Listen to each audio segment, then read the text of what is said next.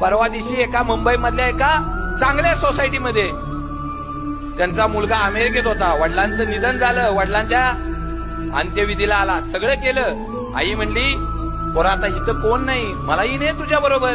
पोरग म्हणलं आई मी अमेरिकेत जातो, लवकर येतो, तुला पण घेऊन जाईन मी, काळजी करू नको. आणि तेवढ्या एका मोठ्या फ्लॅट मध्ये आई एकटीच राहत होती. बरेच दिवस गेले. 1, 2, 4, 5, 7 महिने गेले. पोराला लक्षात आलं आई मुंबईत एकटी आहे. पळत पळत मुंबईत आला. फ्लॅटला दाराजवळ गेला. टकटक केलं. कुणी उघडलं नाही. हाक मारली आईला.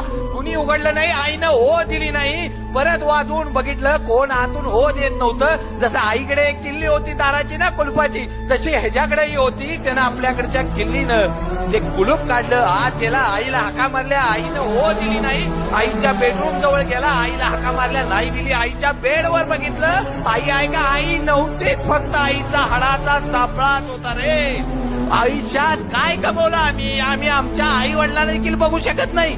अरे आम्हाला बोलाय वेळ नाही. मी मगाशी म्हणलो आम्ही अमेरिकेतल्या जगातल्या सगळ्यांशी बोलतो, परंतु आमच्या आजीनं आम्हाला 9 महिने पोटात सांभाळलं. त्या आईशी बोलायला आम्हाला 2 मिनिटं